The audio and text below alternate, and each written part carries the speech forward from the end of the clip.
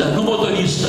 Quando você vai para uma mesa de cirurgia, você acredita que o médico é bastante competente para que você saia de lá curado. Isto é fé natural. Quando você sai de casa, você pensa que vai chegar ao lugar e você vai chegar, a sua fé te leva para lá. Mas isto ainda não é fé no sistema bíblico que a Bíblia vai nos apresentar. Outra questão que não é fé, a fé em si mesma. O que é isso? A pessoa dizer que tem fé. Ela diz: eu tenho fé, basta eu ter fé. Mas isto também não é fé. A fé bíblica não é isto.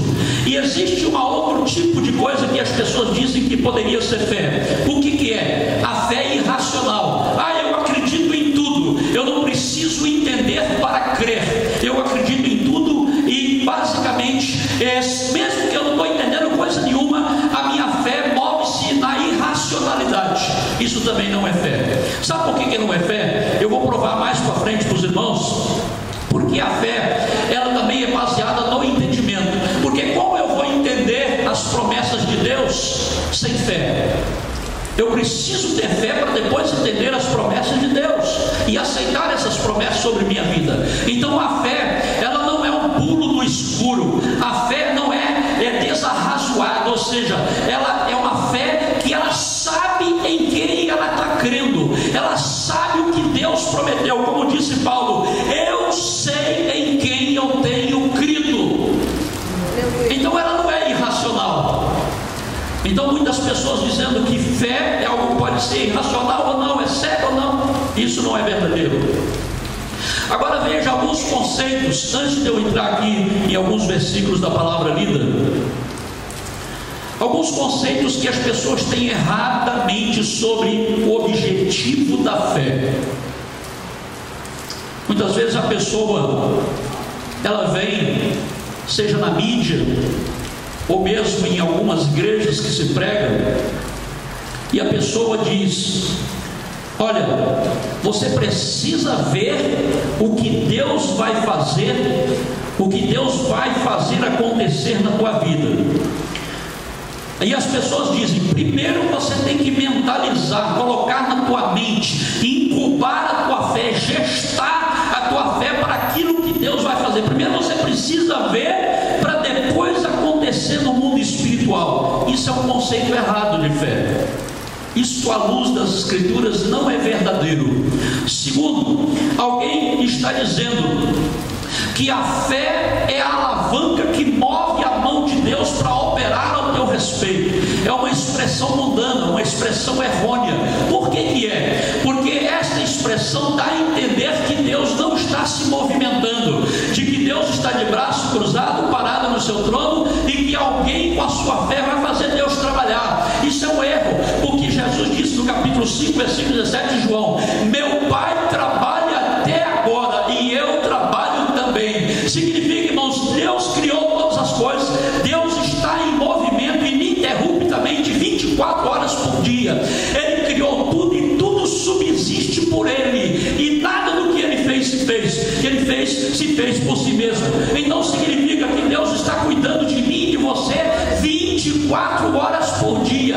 Então essa história de que a minha fé alavanca o braço de Deus para vir operar o meu respeito é balela, porque Deus cuida de mim. E ai de mim, ai de você, se Ele não cuidasse de nós. Então a tua fé já está ligada nele, e por causa disso Ele está cuidando de você. É uma expressão errada que dizem isso.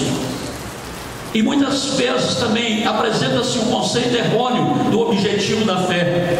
É aquele tipo de fé que quer manipular Deus, que quer dizer o que Deus tem que fazer, que quer mostrar o caminho para Deus, a melhor maneira de fazer, a melhor forma de fazer. Então há pessoas que querem manipular através da sua fé o que Deus tem que fazer. Olha, irmãos, Deus não precisa da nossa orientação. Há pessoas que ficam insistindo, dizendo: Deus, se tu fizesses assim, Senhor, não deveria ter feito desta maneira. Mas, irmãos, veja, se Deus cuida de pardais e de flores, Ele sabe cuidar muito mais de seres humanos, e Ele cuida como ninguém. Deus sabe o que você precisa antes de você ter um pensamento na tua mente. Ele sabe o que você precisa. Então não tem esta questão de que as pessoas querem, até crentes dizem isso: olha, eu chamei Jesus para uma conversa, eu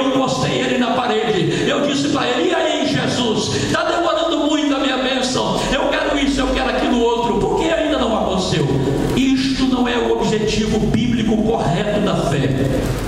Deus não está sujeito a ninguém, somos nós que estamos sujeitos a Ele.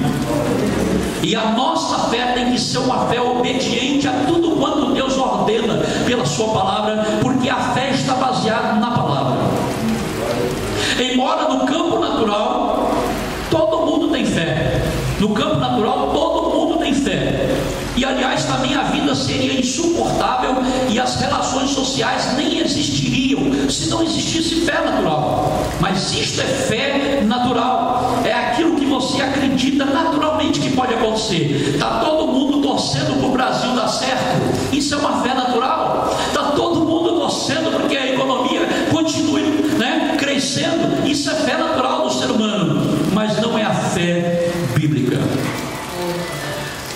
Depois que criaram este filme de Leonardo da Vinci, que passou por aí no cinema, eu nunca vi e nem tenho interesse em ver, apenas estudei algumas coisas sobre, porque a gente tem que estar bem atualizado. Eu estava observando que esse filme, por exemplo, ele fala se a história de Jesus é verdadeira ou falsa, se Jesus ressuscitou ou não ressuscitou, se Jesus casou ou não se casou. Aí as pessoas que dizem ter fé no cristianismo, elas dizem o seguinte: bom, não importa para mim se ele casou ou não casou, se ele ressuscitou ou não ressuscitou, se a história dele é verdadeira ou não é verdadeira, o que importa para mim é ter fé. Esse tipo de fé não vale nada. Absolutamente, esse tipo de fé não vale coisa nenhuma. As pessoas dizem: o importante é ter fé, mas a Bíblia vai discordar definitivamente desta frase das pessoas quando dizem: o importante é ter fé, não importa se ele casou ou não casou, ressuscitou ou não, o importante é ter fé. Não, a Bíblia discorda disso veementemente. Sabe por quê, irmãos? Porque a fé, ela tem um alvo.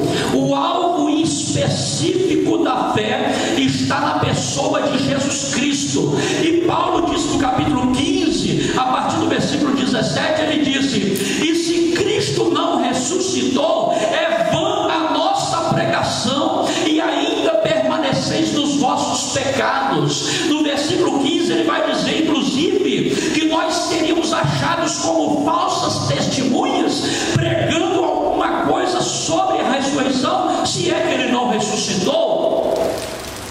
Mas Paulo vai usar um advérbio de tempo no próprio capítulo 15, que ele vai dizer: mas agora Cristo ressuscitou e foi feito as primícias dos que dormem. Então a fé tem algo, não basta ter fé. A fé verdadeira é cristocêntrica.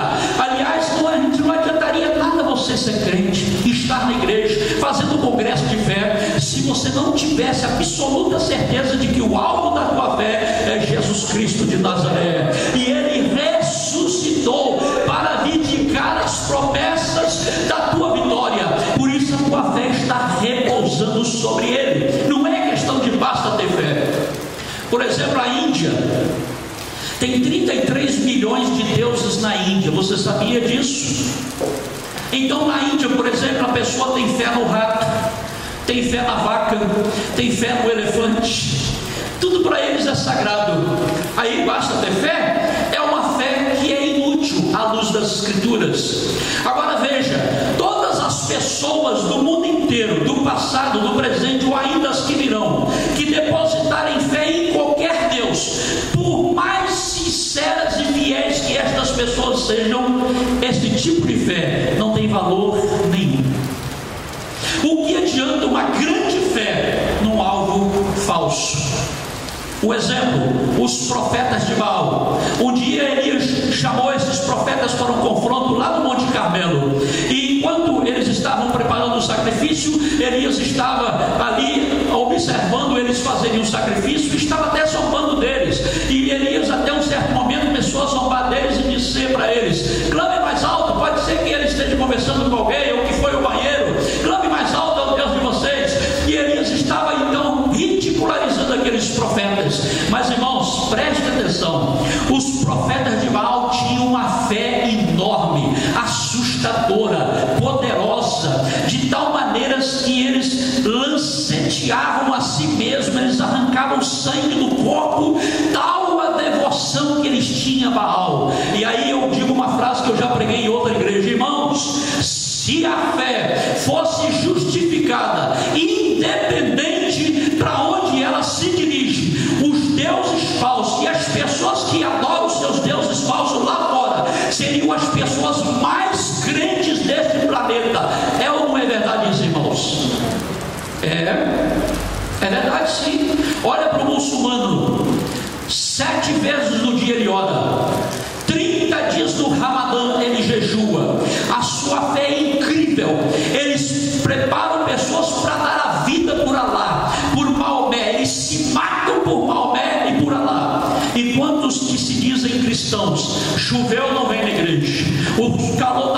forte não vem na igreja, e não se dedicam, tem uma evangelização, eles não vão. O que é isto? Que tipo de fé é esse tipo de fé? É uma questão que nós ficamos muitas vezes preocupados. Irmãos, a única fé que Deus considera verdadeira é a fé que está em Cristo. Por quê? Porque primeiro, foi Jesus que se fez homem, foi Jesus que deu a sua vida por nós, foi Ele que viveu sem pecado, foi Ele que morreu, foi Ele que ressuscitou, foi Ele que subiu ao céu, é Ele que voltará para levar a sua igreja. Então a única fé verdadeira que nós devemos depositar fé inteira é na pessoa de nosso Senhor e Salvador Jesus Cristo. Você pode dizer amém por isso?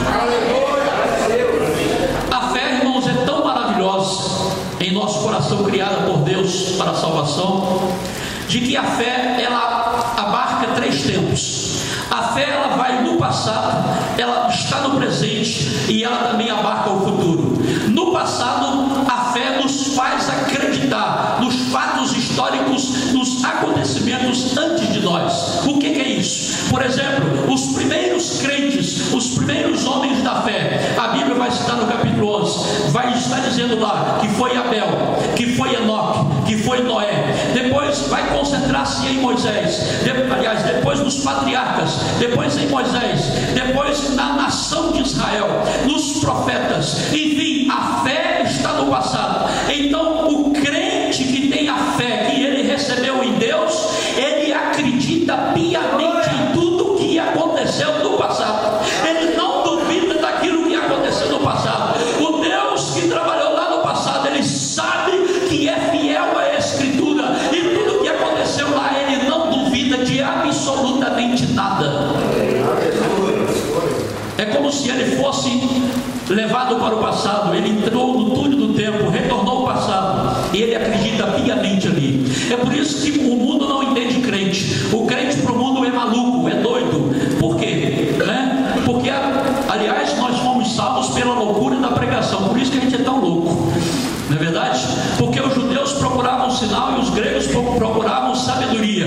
Aí alguém chega e diz: acredite, houve um homem que foi pregado na cruz, morreu para salvar a tua alma. Aí os gregos diziam: isso é loucura, como que uma pessoa que morreu pode salvar alguém? Então quando se pregava a esta pessoa, eles achavam loucura, mas a prova de Deus chama salvar os crentes pela loucura da pregação.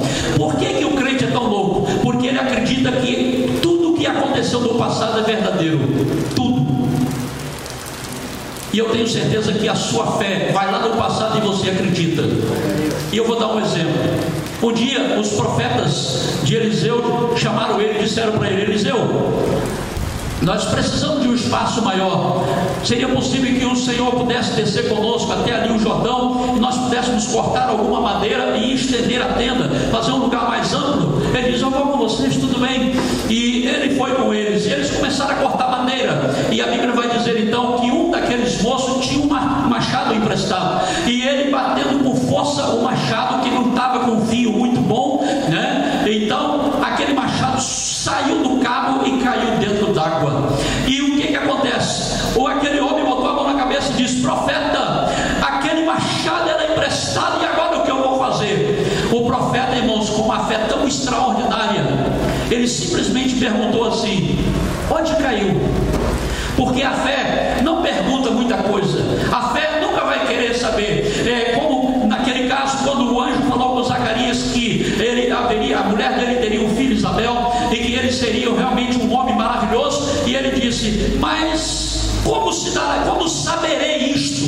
A fé nunca vai fazer essa pergunta: como saberei isso? Por isso, quando o anjo falou com Maria, ela disse: como se dará isso? A fé nunca vai dizer: como saberei isso? A fé sempre vai dizer: como se dará isso? Então ele perguntou: onde caiu? Ele disse: caiu justamente aqui. Ele disse: corte um pau aí. Ele cortou o pau e lançou ali, e o machado flutuou. Quem acredita nessa história aqui?